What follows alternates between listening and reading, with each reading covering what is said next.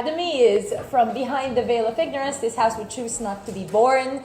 Congratulations to all 4 teams for making it to the final. So judging this would be Ayal, myself, and Tin. Someone's timing. Who is timing? I'm timing. You're timing. All right, great. I would now like to welcome the Prime Minister to open this debate.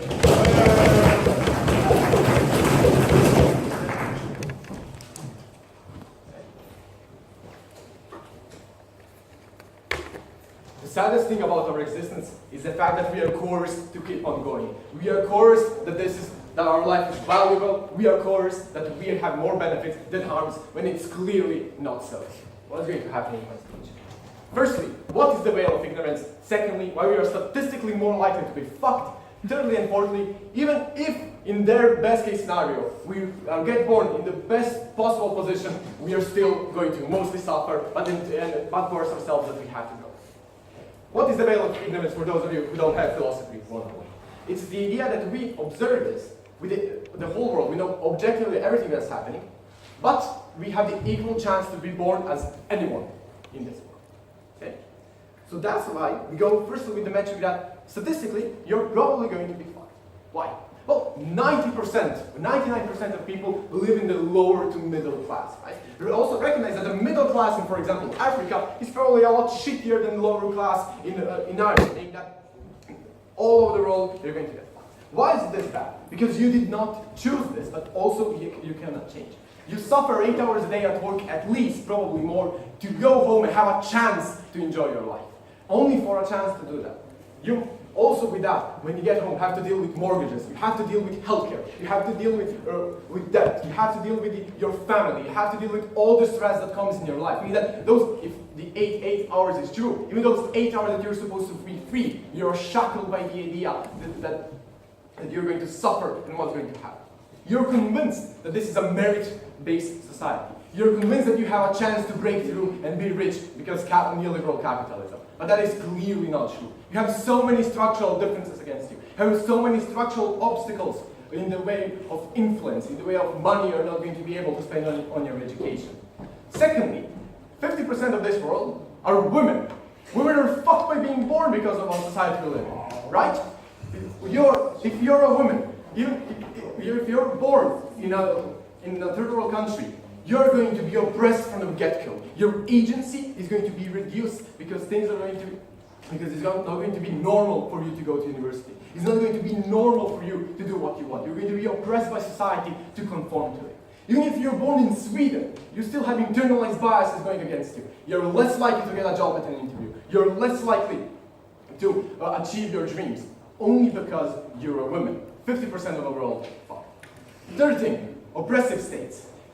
Like the 2 most populous countries are China and India.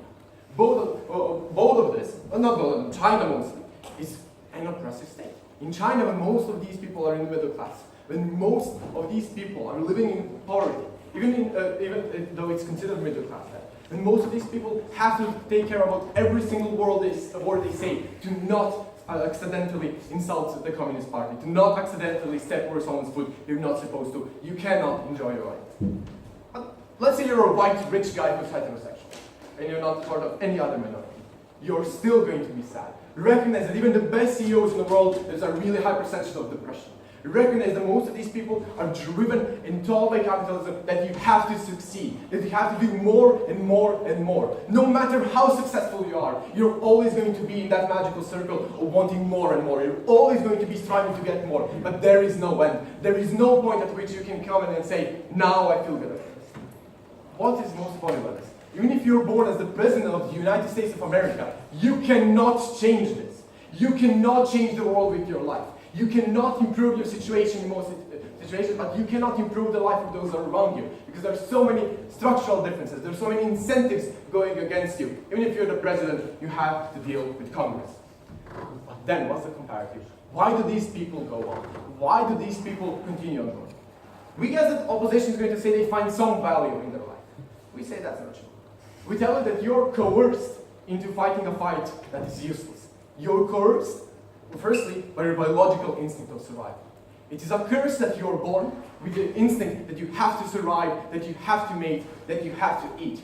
Even though that is your only goal that's in you biologically, that is clearly not going towards your happiness. Secondly, you're coerced by society. You're coerced by the obligation towards others.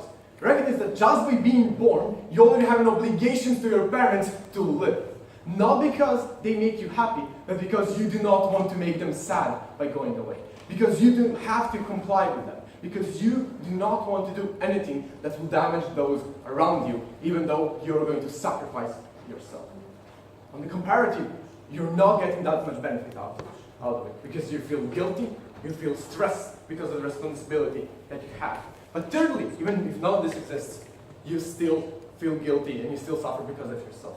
Because you realize that you cannot change the world. Because you realize you cannot get out of poverty. Because you realize that no matter how good of a debater you are, you're still going to get less speaker points if you're a woman.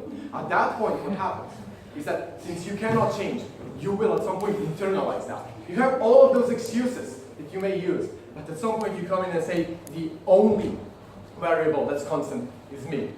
Before I go on, I would like to take a point. Sure, okay. At that point, look. But then let's take the best case scenario that ever happens.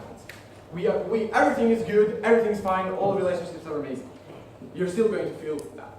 Because even in that case, you have one negative thing that happened, or you create a negative thing that happened, because humans psychologically focus more on stuff that's negative in their life.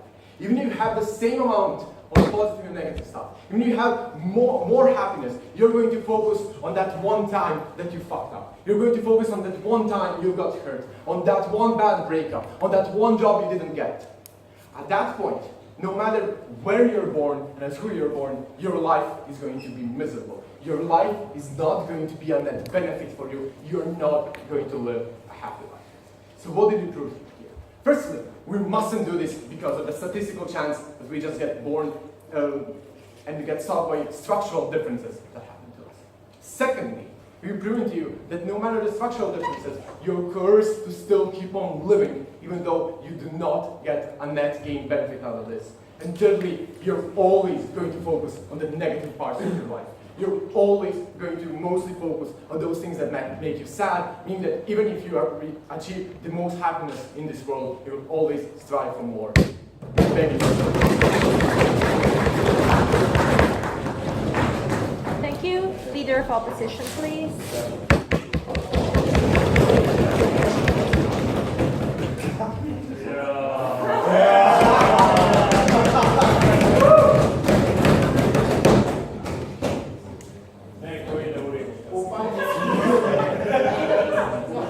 No, I'm the Hans successor. There we go. In a status quo in a society in which we live in, we don't allow 6-year-olds to vote. Why? Because we believe they have little information on how this may influence their life. Why is this important in this case? We're going to run a little bit of a ballsy case here that can either win or either be for. We prefer the first, by the way. So, why is this important? Notice that on their side of the house, if you don't even enter life, you have zero choice to opt out of it or to remain in it. On our side of the house, if you actually decide to go in it, you have this choice. So, this debate should be measured on choice, where you have more of it and why that is more important. So, notice a few things. Their whole case is based about you're probably going to be screwed up. We are going to deal with this later and tell you why there are multiple reasons why you're probably not going to be screwed up. But even in the worst case scenario, if you are, notice that on our side of the house, we have a chance to opt out of that life. We'll explain how this is so. On their side of the house, you have no option whatsoever, and you screwed your choices in the first place. Let's begin the speech on that matter. So notice that happiness is not based on your monetary position whatsoever. That doesn't mean that if you have more money, you're going to be happier whatsoever. If we decided only based on that metric, probably statistically you would choose to die anyhow before you have entered life. But notice, on our side of the house, if you enter life, you have a chance to find something that makes your life fulfilled or that you find pleasurable, that makes your life actually worth living. On their side of the house, you had zero of these things because you decided not to even make a choice. On our side of the house, you can weigh those things. So say you enter a life, you realize that your life is good, or bad, so whether you should stay in your life or, for example, commit to suicide and exit life. Why is this more important than their side of the house? Because on their side of the house, you have zero choice in that matters, right? You have decided to throw away that choice without thinking about the consequences, what it might bring anyhow. Hence, on their side of the house, you have zero chance of happiness. On our side of the house, you have some chance of happiness. We're willing to take that chance, considering that you might opt out if you choose not to that you don't like your life whatsoever. That is the idea and why this debate is a meta debate. We win on the metrics that they gave you. Because notice that they tell you there are a lot of reasons why you're unhappy whatsoever. Yes, cool. In that sense, go ahead and kill yourself by jumping off a building. We don't propose this, by the way. We're going to explain why this is not so hard to do anyhow. But on our side of the house, you at least have a chance to enjoy life, while on their side of the house, you have zero chance. This debate is about chance. It should be weighted that way. So notice that we cannot decide whether life is good or life is bad in an abstract. That is to say, you cannot, from a higher position in which you look at just a planet Earth and choose to be born or not to be born, we can't decide whether this is something good or this is something bad. Statistically, we probably choose not to be born because of the statistics and everything else.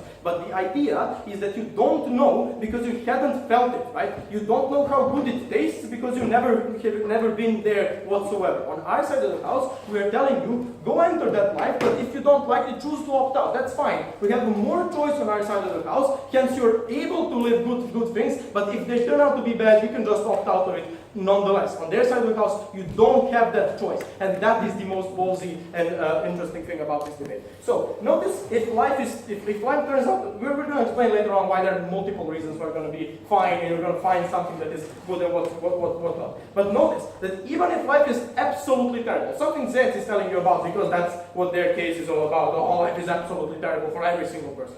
Notice, you can fucking kill yourself, right? You can opt out of it, shoot it, no, we're not proposing that you should kill yourself. We know this is like not something that people like to hear. But anyhow, you can opt out, right? Why do we believe this is not something hard? Consider this. No, nothing. Consider this. A lot of people in the status quo kill themselves, which means that it's probably not that hard to weigh all the things. Notice that we're also economical beings. We weigh things up, whether it has more benefits or more harms. If harms are overweighting the benefits, we are going to do it nonetheless. But notice another very important thing. Considering that most people don't actually kill themselves and carry on with their lives, means that they have found a coping mechanism.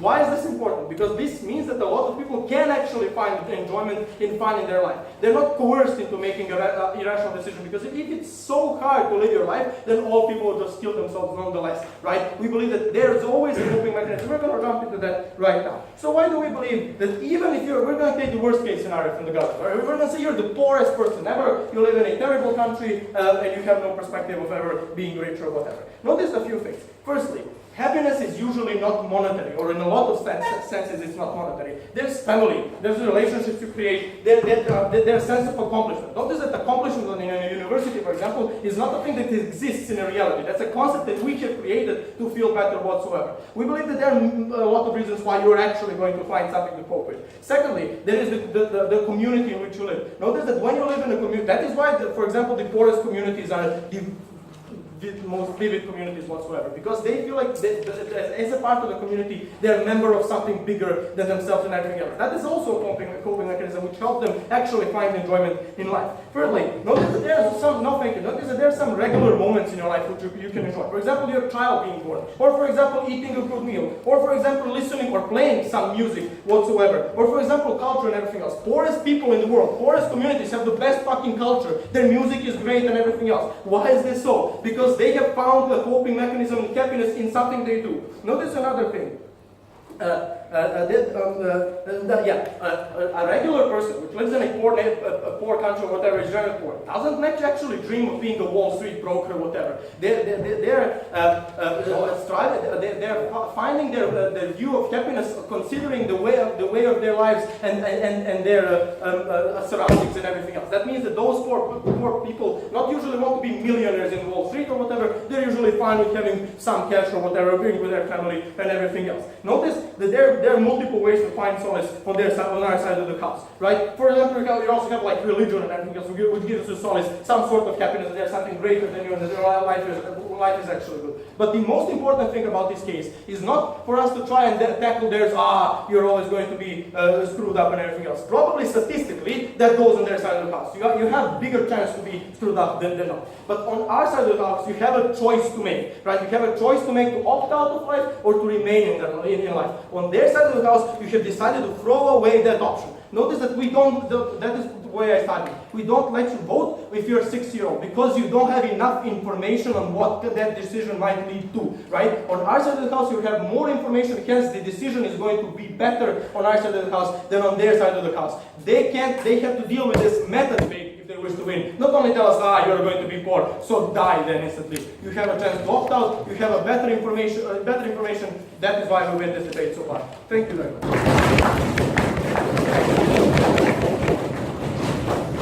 Thank you. Deputy Prime Minister, please.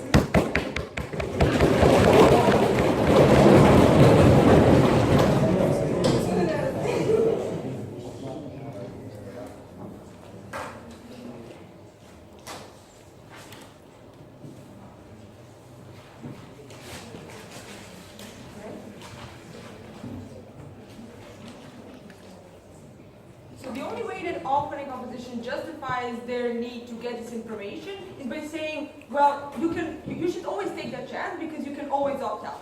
Meaning, if a group is excluded, you cannot rationally opt out, and therefore the people are in most cases coerced into not opting out and are made to still remain there and suffer because of their coping mechanisms. We take this clash, we take the debate. In my speech, 3 points of rebuttal, then highlighting the relevance of our case. Now, the first that Djoleta tells you is like, you can always opt out, it's worth taking the chance because you can always kill yourself.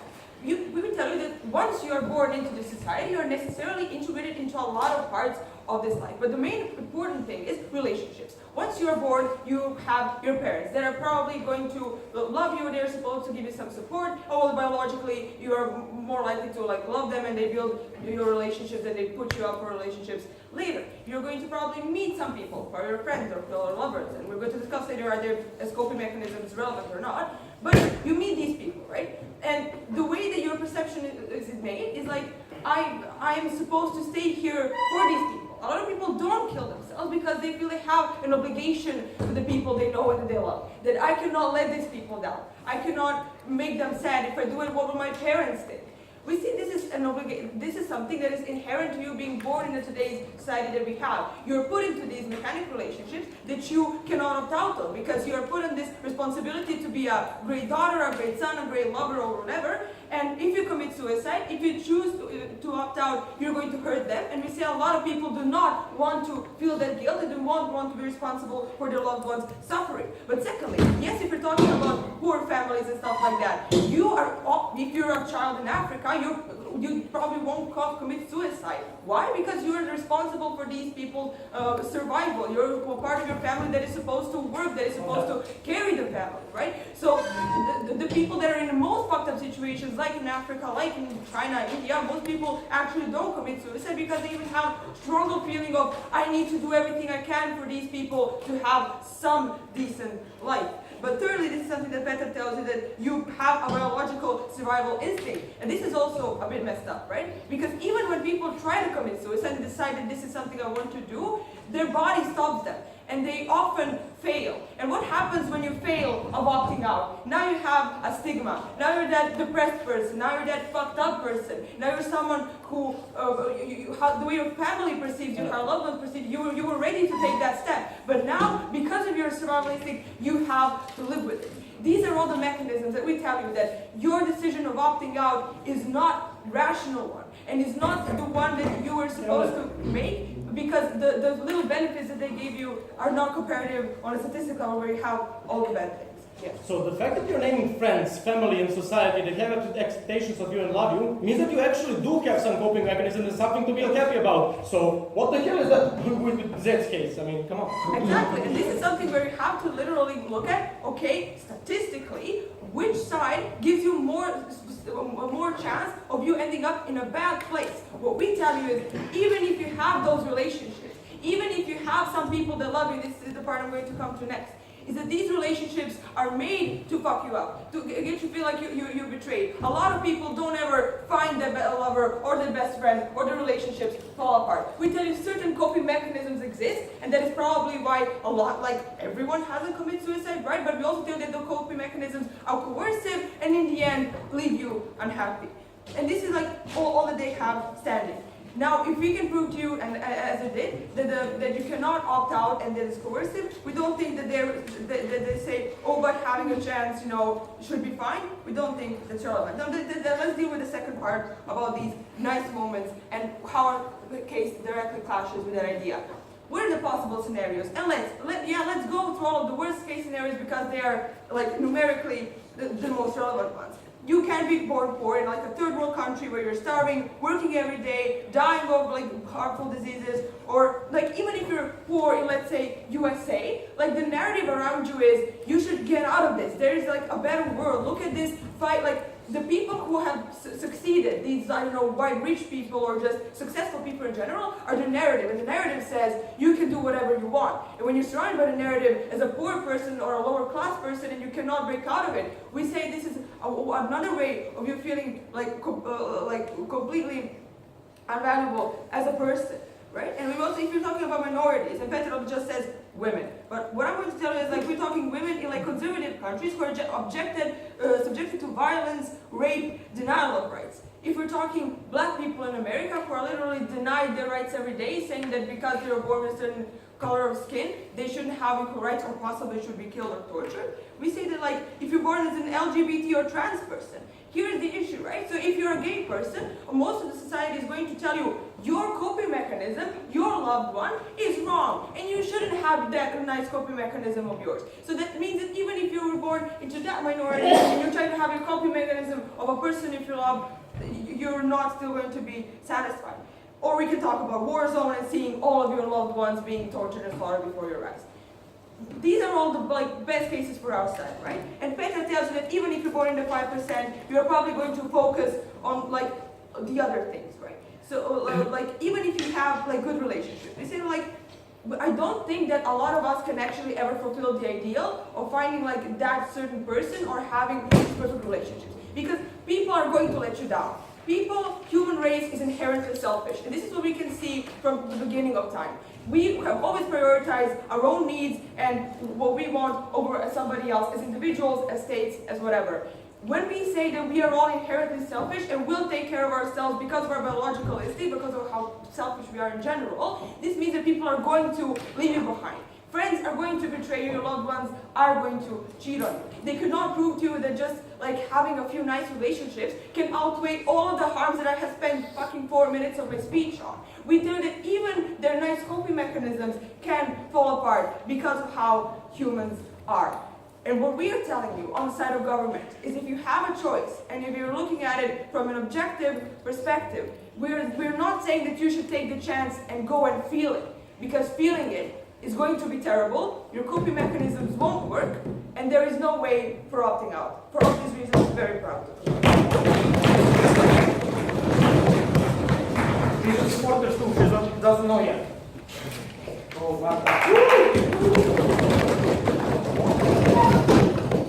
Thank you. Deputy Leader, call position, please.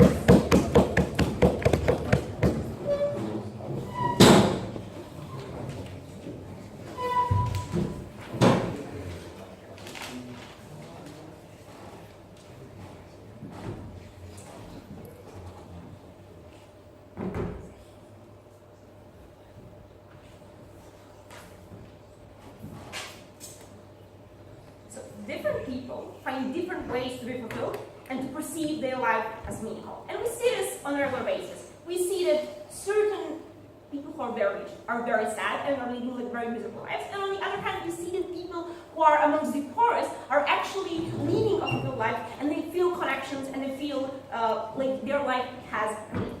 Since we don't know what conception of a good life you're gonna have, because we see that that's not something which is so strong correlative with your like objective situation, we say you should have a choice to decide whether a situation in which you were born to actually leaves you feeling more fulfilled or or not. We say on our side you have a choice to do this. On theirs you never had. And like just because your economic situations are pretty poor, it does not mean that this will correlate with you having a completely miserable life without any meaning. We say this like correlation is not that strong, and that's why we should let people decide on their own because they are the best agent to do it. Let's go into that. First thing they say, statistically, chances are for you to be an extremely poor person. A couple of responses on this. First, it's insane to say that in 90% like people on Earth are actually like lower middle class. I say this is not true. I say we saw extreme rise in poverty in China and India. Second, like we have become much more equal in the last 50 years. So, like we see like racism and colonialism and homophobia are stuff which are like going away slowly, not like fast enough, but they're going. Like women also like we're dealing with sexual assault finally, and we see that like this is something which is very important. And like dictatorships, yeah, like the fact that they can only name 2 countries actually shows you why democracies are on the rise and why your chances of being born into complete dictatorships are not that bleak. This all shows you that we're not living in the 50s. We're living in a 21st century in which a lot of their harms are not actually that true. And this does not mean that your chances of being born in a shitty place are not huge. I say they are. I just want to try to mitigate and show that this is not that, okay, whatever. Second thing that I say, but look, you didn't prove to us that you could actually opt out because a lot of people have a lot of other incentives why they never kill themselves. A couple of responses on this. First, the pure fact that more than 33,000 people in Japan are doing it every year actually shows you that even though we have like natural urges to actually go on and keep living, a lot of people are actually doing it, which means that like they have reached the point where there is so much suffering in their life that they need to end it. So even though a lot of people have urges, it's insane to say that no one will ever do it. We say a lot of people doing it. Second, note how suicide has been destigmatized in the last 30 years. We're not viewing it anymore as a selfish act, but more of, the narrative has become, look, these are people who were very suffering. We feel pity for them, and we have compassion for them.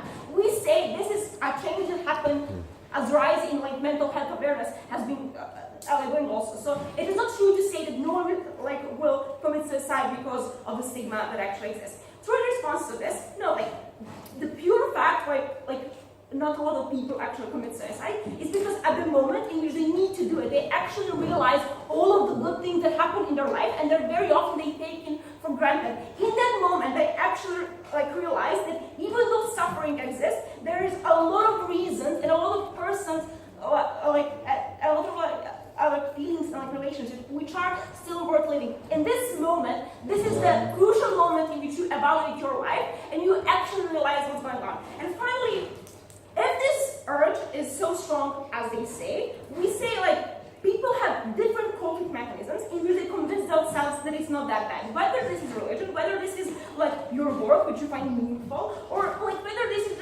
raising of your kids. Our brains are wired to adapt in a situation in which we are. We are wired to see the good in the situation in which we become, because otherwise, we can never be able to survive. This is something that our brain does almost instinctively. We try to convince ourselves and find coping mechanisms. I say this is very good reason. And finally, they say, but look, even if we have coping mechanisms, they are still very coercive and they leave you feeling very bad. Three responses to this. First, if this coping mechanism is that strong that you actually believe that your life has meaning, then what is the problem? Even if from an objective perspective, this coping mechanism is coercive and it has been put up on you by the society, you still feel like your life has meaning, and you still subjectively find it meaningful because of this coercive mechanism. So even if it's coercive, we're not saying that it isn't, I say it does not matter because you subjectively are actually finding it meaningful. And second, response to this, if it's so coercive, then why is it leaving you feel so bad? If it's so strong that you will never kill yourself because of these coping mechanisms, then why in the end you will feel bad, as they say? If it's so strong, then you will be left with feeling of happiness. Closing. Okay, this you're saying about suicide, you think that this is, you're living good life and now this is why you're not opt out. This is the key to saying that the woman that stays in a relationship where her husband beats her is because she's happy with that. And vast majority of this woman does not live that life. I'm saying there are ways to opt out, and I say you, in the situation in which you want to, are the best person to decide it. Without enough information behind the veil of ignorance, you can never make this choice. This is the issue. Woman who is like sexually assaulted by her husband knows her circumstances, and that's why she will go. Like, in that case, you never know this. Why? Let's be charitable. Why, even in divorce situations, you actually find meaning? As Georgia pointed out, and they have never responded. First, like emotional ties, and they say this is a person thing. No, like not a lot of people actually think that their own happiness is the only way their life has meaning. A lot of people actually see like the meaning of their life in like relationships with the other people, even if they're not the happiest. The pure fact that they have done something good and that they have like developed an emotional tie with someone is something that's very important. Second, as Georgia pointed out, that like there are some basic moments in life when you're of age and like you're loving the life. This is something that you can enjoy even if you do not have a lot of money. Three, community. Communities like in these like the poorest communities actually have the strongest community ties. Actually, because their own suffering is important to them, but not to that great of a, like to not that great of an extent, because they see that their life is meaning inside of the community, and the community exists and is well even if they are not. You are the best person to decide this. Behind the veil of ignorance, you just do not have enough information, and you do not know what conception of a good life you're gonna want to live. We beg you.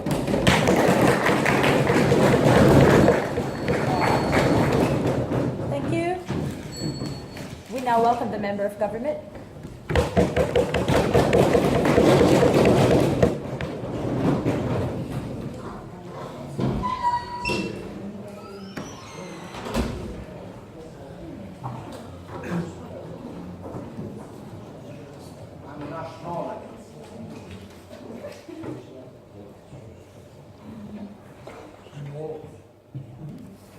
Okay, so what would we like to bring to this debate? Okay, so now we have to make a decision to be born or not to be born.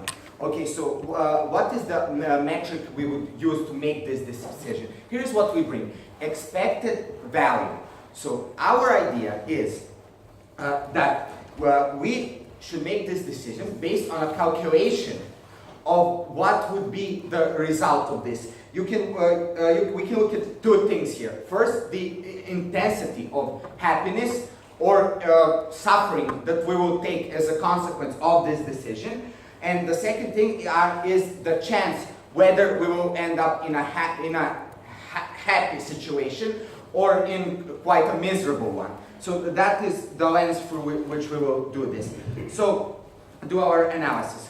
So first part, if you are born in an extremely bad situation, in an oppressive country, or as a member of a minority that is being oppressed, we say that the amount of suffering you will take throughout your life would be enormous. You will feel helpless. You will face this discrimination, complete poverty. You will see people around you suffer. You will face disappointments, and yes, we can say that at some times we'll have some aspects of happiness. But when we calculate the amount of suffering and the amount of happiness, the thing is that this is an absolutely horrific situation. And since we know that there is a risk when making a decision to be born, that you're gonna take this sort of suffering, the thing that we see through that is that the punishment you will take will be enormous. It will be something much worse than the best case scenario. So the point is that you will take this suffering is a lot worse than any sort of reward. But you say people are now moving to the middle class and so on. The world is improving. Okay, but first, yes, let's say that is a process, but that is not happening quickly. And even in those cases, I will give you different aspects about life. The first thing about being happy is that you need a set of criteria to fulfill in order to be satisfied with your life and happy. And there are many here. So let's say you live in the middle class. You can live in Serbia, you can live in China and be a member of the middle class. But these are the things that you need to be completely happy. First, you need to be financially stable and satisfied with that part of your life. You have to have a happy family that you're satisfied with. your parents and so on. You have to have good friends and social ties, relationships, partners, so on. You have to have a feeling of stability that in the future, that you don't dread about the future. You have to be satisfied with your health and with the health of your loved ones. You have to have good relationships with your children if you have them. These are the things you need to be happy and probably something more. But it's enough that you have one of these to be bad and you're not going to be happy. And if, let's say, your finances are fucked and your relationship is going to shit, you're going to feel pretty bad about yourself. You're going to take a lot of suffering. And during the course of your life, different aspects of these things are going to be in a bad situation. Yeah. And another thing, even if you are in a better situation, we have this thing now in our connected society that you always compare yourself with others. No matter how good you are, the people in your circle are also going to be good. And that is going to make you give you your perception of yourself that you're not doing as well as you should. And that's going to give you a bad situation, especially now that we have internet, when we can see these idolized lives everywhere. So being exposed to that really puts you in a bad situation where you cannot be adequately satisfied with your life. Even if you live better than 95% of this planet, objectively, no thank you. You're not gonna feel like you're doing a good life. You're not gonna enjoy the things you have, and so on. And you're always gonna be worried about that one thing, because it's usually one thing that is enough to make everything else go away, because that's the one thing you can focus on. And even if you live, no thank you, in a very good situation, another thing you will face are expectations. Expectations you have within you to be better, expectation you got from your parents, through your surroundings, that you should always keep improving, that you should always be better, that you should not be satisfied with the status quo. And that's a quite dreadful thing, no matter where you live, because it's pushing you to fight. No, thank you. And still, it's gonna be a lot harder for you to combat all of this and to be in a point where you're satisfied with your life. I don't think. Yeah. So apart from having no extension, there's a second theme in this debate that doesn't engage with our case. That on our side of the house, you have more information, and so you're going to make a better decision. Please engage. Okay, thank you, Sergio and Whip will talk about your point that suicides are a valid way to opt out, and I think we can all see that simply doesn't work like that, but he will have. But you know what? I can talk about that. That it is. Okay, I won't talk about this. Don't do that. Okay. So the thing that we gave here as an extension, we gave the metric we have about the expected value based on what we are making this decision. So we further explained how hard it is to really live in a bad society, and how what is the intensity of the suffering you will have to take. And we explained that even if you live as a member of the middle class, even if the middle class is completely expanding, you will still have to fulfill pretty much every checkbox, which is almost impossible. And even when you do, you will still first compare yourself to others and have this expectation that you should move forward, that you should always be going forward. You should not be satisfied with the status quo. So when all of that is taken into consideration, we give you the way we do this debate now.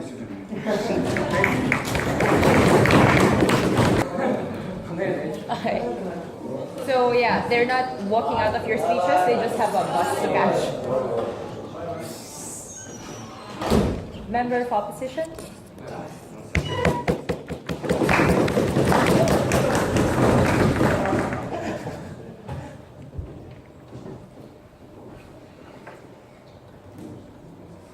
Okay, so the case for the government was really based on this notion, on this idea that life is really grimy, that life is really dark, that there isn't, that it's all the time dark, like that you never enjoy the life.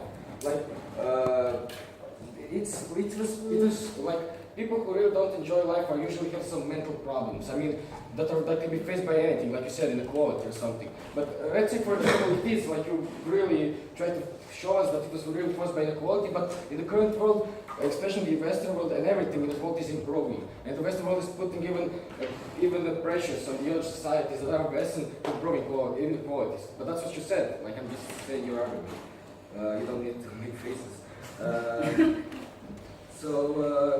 Like, it was also that the government also stated that you have to have a perfect life to be happy.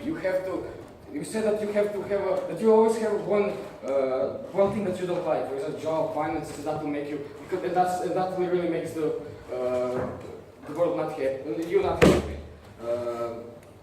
So you also said it is human nature to compare yourself. Let's say you said that the notion, the idea that why we are unhappy is because we compare ourselves. That is human nature. But let's say in your position, we have everything perfect. We will still compare ourselves. Human instinct will still stay on. Like, you'll still try to compare ourselves. You have everything, but you'll still see, oh, I don't have everything, because that's just human nature. It's just biological instinct. All right. And what okay, so for our argument is, yes, human life is suffering in a way. It's kind of hard to define suffering and everything, but it's not like when you're suffering, you're not suffering like, it's, how to explain, like, it's not like you're suffering, you don't want to kill yourself. It's not like suffering makes you kill yourself. It's not like you want to end everything. It's like you can suffer and still have an aspiration to live. Like, okay, so we want to posit that it's better to have something than nothing. Why is that? It's because that if you have something, let's say you're suffering, that, like you said, inequality caused everything, like you cannot do anything. Let's say, but you can live through this suffering. You can live through this time where you are depressed, you want to kill yourself. You can become happy later on. That's the idea. So to just reject life because of this small moment of time when you are unhappy is really ludicrous. Okay, like I said, most people want to live like it's just a small amount. Okay, I will say something. Like, I will take an analogy of debating. Like, how when you started, like there are starters here from shipping and so on. Like when they started debating, debate was really suffering for them. They have to, like, they started appreciating debate. This suffering made them appreciate this. They think they're better now. They are enjoying life more now because of this suffering that they got from the fear of debating, fear of public speaking and everything. It made them into better people. And they appreciate their life better. Also, I would like to say, like, let's say you are unhappy, you have coping mechanisms. What also wasn't said was that coping mechanisms can improve, like through psychology, cognitive behavior therapy, and so on. So if you're suffering, let's say let's say you're suffering, and you can improve the way you think. Like the reason you don't want to live in this moment currently is because of the way you think in this moment. But it can change through psychology and so on. Okay. For that. All right, you can ask me now. OG answers Djoleta's point 20 minutes ago by proving that these coping mechanisms are just obligations imposed to you. The only way to make a rational choice, not clouded by these coercions, is to listen to the PN speech and opt out before being born. All right, that's your opinion. Okay, so let's say, why do you enjoy? Let's make why do you really enjoy life? Because of the suffering. Like you appreciate these small things in life because like you're not happy because of the job and everything. You enjoy your hobbies. You enjoy small things like playing on the computer, playing sports and everything. Like you appreciate these moments even more just because you suffered before. Like you had a job but you don't like it. And also that can change. Like you can work a job and you can later on find a new job. You can improve that situation. And because of, like I was saying, because of this, for example, a bad job, and then you come home and enjoy it. Why do you enjoy it? You enjoy it exactly because of this suffering. All right.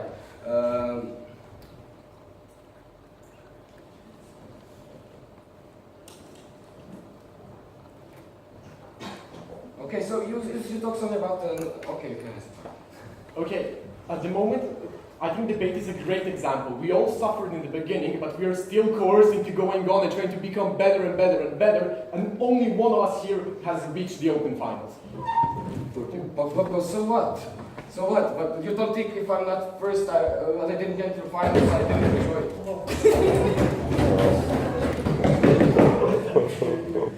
Okay, I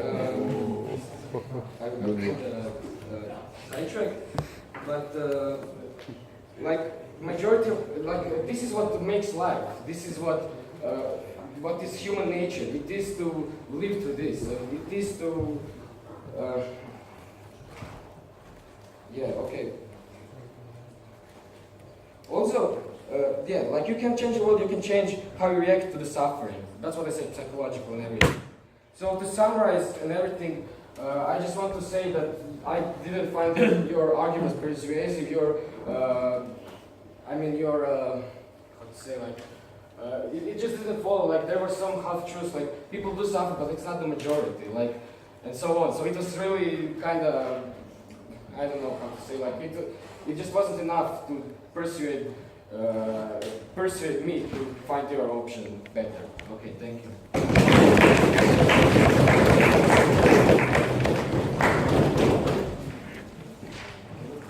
Thank you.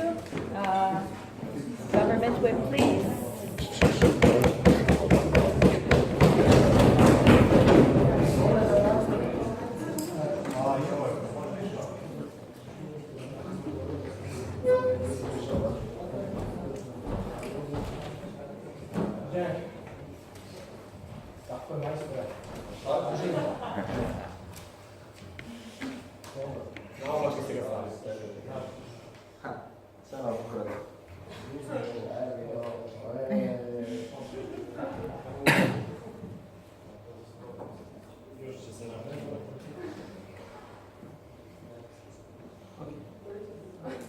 The reason why nobody is engaging with you because the only thing that is good that you brought in this debate is this card. You're here speaking. You're basically here pro suicide. They give you several reasons why suicide does not happening because you have pressure. I'll give you. I don't know whether they said something on that or not, but I gave 6, 7 reasons why suicide is not going to happen even if you are in a shitty position. Firstly, there is fear of suicide. There is fear of killing yourself. You have psychological barriers that are stopping you from having suicide. Furthermore, secondly, you have societal pressures. You have norms. You have narratives that are stopping you for doing suicide, even if you are in the shittiest possible position. Furthermore, they speak now that suicide card. It's okay. You can opt out if you have suicide. I think that this is if you decide to opt out in this sort of world where exist all those narratives and stuff like that are stopping you from opt out, you're saying that you are going to probably live the shittiest possible life. You're going to live that life for probably 20 years because you cannot opt out in 6 years and go suicide. You're going to have to live a long period of time of shitty life, then actually choose to opt out. I think that is clearly the worst situation you can actually be found in. Furthermore, this is really, really tough decision that you can make. And this is the decision that probably a lot of people cannot make. This is why the percentage of people that make suicide is 0.1 for example. I think it is even less in the world. I think that it's ridiculous to say that there is only 0.1% unhappy people. The suicide is really, really tough decision. In vast majority of cases, you cannot bring that. Therefore, I asked in my PRA, you didn't respond properly. I said that this is basically you're saying that when you are in a terrible marriage that your husband beats you, this is your decision to not opt out because you're saying that you are happy in that marriage. You find your mechanisms to explain to yourself that you're happy. I think this is bullshit, clear bullshit, because that is incorrect and that is terrible to say. You're not opting out because you have fear, because you have societal pressures, because you have your mental barriers and stuff like that. Why we have extension in this debate? Of course, the lot of things that Novak said is just improving. Why you are going to be unhappy with your life more likely than you are going to be happy, and he gave some other reasons. He gave that I think that it's pretty hard to see a reason that you are actually comparing with the other people in your life, not yet. That you are comparing with the other people in your life, meaning that you are probably going to compare yourself, even if you belong to a group that is probably going to be happy. Our extension here, the 2 points of extension here is what really must be metrics here is not quantity that they are speaking. This is why we have affirmative measures to minorities. is not the number of people who are suffering, is the expected value which saying whether is much that says that you are most likely to suffer more. Meaning that the comparative in this debate, if we say that being unhappy is in minus and being happy is in plus, when you count all people and divide by number of people, if we prove that this number is going to be negative, we are winning that case. Meaning that on our side of the house, we are saying quality of this decision is much, much more important, because we are saying, and now I gave you several reasons why even if you are happy, you are much more likely that the quantity of that happiness is going to be much, much less than the quantity of you being unhappy. Not yet, Martin. Why is that correct? Because we think that this is the only metric that can be opposed. This is clear extension on what we think that is comparative in this debate. Why do we think that this really does important? Firstly, why do we think that this is correct? In order you to be fully happy, you need to have several reasons. They give 50 reasons why you are not happy. Meaning that in order to be happy, you need to fulfill all of this stuff. That means that you need to fulfill that you have a lot of money. You have decent genetics that are providing you to not be overly unhappy for some situations. You need to have a decent relationship with people, and with girlfriend or boyfriend or something like that. You need to fulfill the expectations, and you need to not have any debt in family. You still have internet that you compare with other people which are presenting them as the happiest people in the world. Even if we know that they're not, we still are going to be unhappy, a little unhappy for that. This is, of course, we don't say that you are always unhappy in your life, and we are saying, not yet Marta, we're saying that there is happy people in the world. What we are saying here, that these people, I don't think that any guy fulfills all of these criteria, meaning that something of this is not going to be fulfilled, therefore they're going to be less happy, and the quantity of their happy is going to be lower than a quality of unhappiness, which means that everything that they said actually comes in our case when we explain you that the proportion of people that are unhappy are tremendously. If you are born in Africa and you don't have anywhere basically in Africa unless Egypt or South Africa, you probably doesn't have clear water to drink. We think that the quantity of you being unhappy in that situation is much, much worse than you actually have in your side when you are happy but not that happy. Before I continue, Marta. Even if coping mechanisms are imposed by the society, the fact that you're under their influence means that you find fulfillment and reason to live. And the fact that they are imposed is irrelevant. Marta, I think both of governments give you the answer on that. If you don't have enough agency to make that choice, and if you are not opting out, does not mean that you are not happy with your life. This only means that you don't have balls to opt out from that life, and that means nothing. And you give a clear harm to your case by saying that there are people who are going to live a hell to 20, 30, 40 years, and then going to opt out, and then going to get that. I think this is terrible. You should not defend these people who are committing suicide, because these are the worst people in your case. But what we brought here in this debate, and why we think that is the most relevant, because on the end of the day, how we can choose these metrics is on expected value, whether you are going to have a decent life, happy life or not. On our side of the house, they probably prove that there are going to be more people are affected by this. But what is the most important here, that if we have some decent government on their side, we are probably going to get proved that to relativize that, we are giving you criteria that applies to every person, in a society. So meaning the expectation that you are going to be happy, if they are fulfilled, and if they are, we say that you cannot measure whether you have 70% of happy people, meaning that you should be born, and if you have 70% of unhappy people, you should not be born. On our side of the house, we say that the quality of your happiness means that quality is a product of quality and quantity. If it's positive, you should be born. On our side of the house, both we and opening up give us several reasons not responded why you probably are going to be more likely unhappy, so I'm proud to oppose.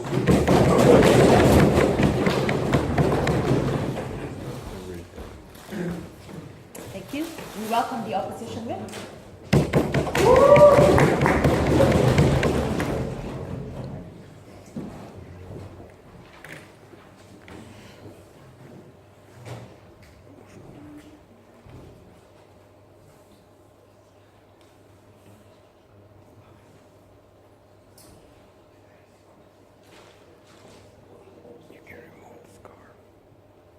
Okay. So, what I got of this debate is that OG said life sucks, and CO said yes, but there are ways of getting through it, right? And then we had the idea of like, CG was like, oh, well, but there's a million reasons why life sucks. Okay, so we think, so basically what OG said is that there's more harm than benefit in general in life. So we don't think that's true, and even if, I'll give you like a billion reasons why the benefits outweigh the harm of living. Okay, so the problem with, I found this whole debate is that we are focusing on the 1% of people who are in extreme cases. So if we're looking at the general population, yes, there is a certain number of people who are unhappy with their life to the point that they will take extreme measures, to the point that they are going to, for example, commit suicide. And another important thing to recognize is that that percentage of people, the people who are depressed or otherwise, as my colleague said, there's usually a reason for that. So it's actually scientifically proven that they usually have some sort of hormonal imbalance. Why else would two people who are in the same exact situation and have the same exact problems, one of them might commit suicide and the other one might not? So then we have the fact that, where was it? That CG said that people only see more, there are more negatives than positives, and in general, opening opposition said that people only remember, opening government said that people only remember the negative. I don't think this is true. So it's actually also scientifically proven that people mostly remember positive things in their life. And just in general, like if we're looking at a person every single day, the everyday person does not go through life every minute thinking, oh my gosh, this is so awful, why am I living? We just live. Why do we just live? And what makes life so beautiful and something that's so incredible that we continue to live? And even if we weren't talking about that, just like instinctively, any animal, no matter what kind of situation they are in, will continue to live. They have that instinct to live.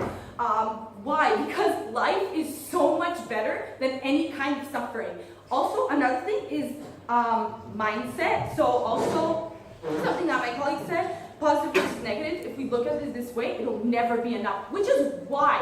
So another thing is, why do people value positive more than negative? Because if you were to value the negative, it would never be enough, and your life would be so horrible that it would spiral out of control, and you're very likely to end it. So most people, 99% of people, do not think that way. They think positively. They think, oh, I'm going, and it's the little things. I mean, what makes life beautiful is the little things every single day, the positive things that you experience every single day. Not the fact that, oh, I failed an exam, it's the fact that I'm sitting with my friends, the little things, not the monumental things on both extreme sides of the spectrum in the 1%. Not the fact that you are a billionaire, and even people who are like billionaires and in the 1%, and let's say they are successful in life, etc., etc. I'm sure if you were to ask them, why are you living? What makes your life worth it is the fact that you have friends, the fact that you value those basic things in life that make life so beautiful, the fact that the sun comes out every day or something like that.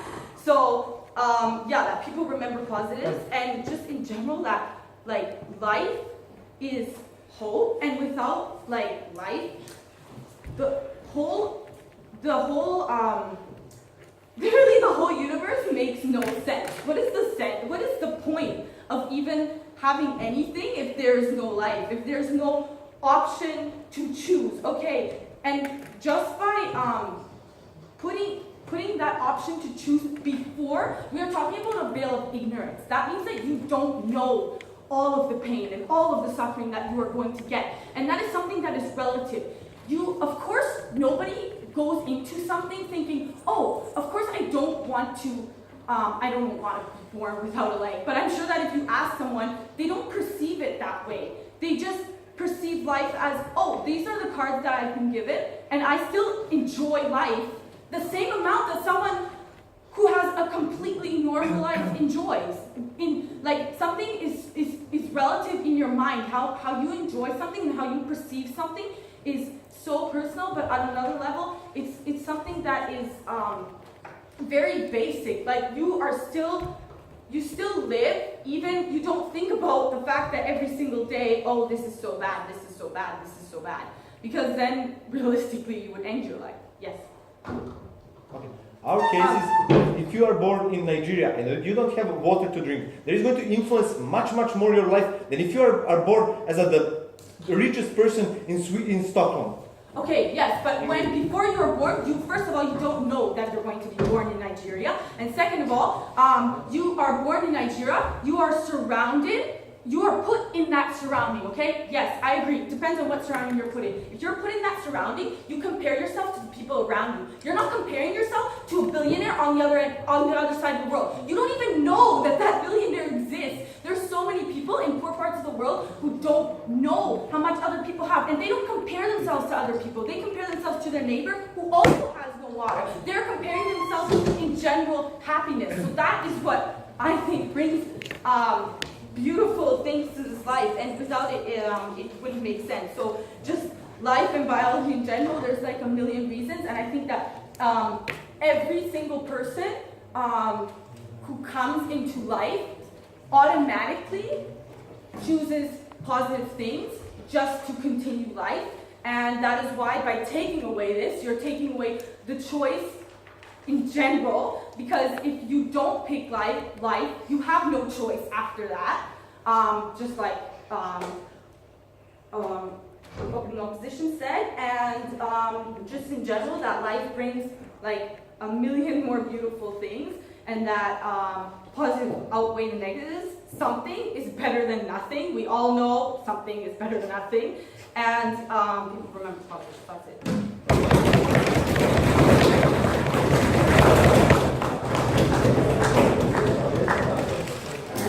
Thank you, everyone.